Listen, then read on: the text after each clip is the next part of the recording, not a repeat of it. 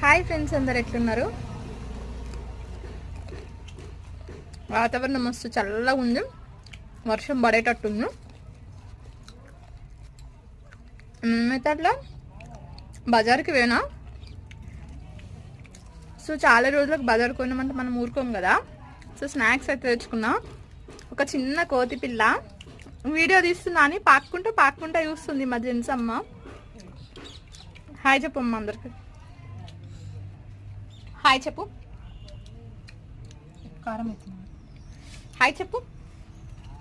So ఆమె కూడా మిర్చిలు తినట్లా బిజీగా ఉంది.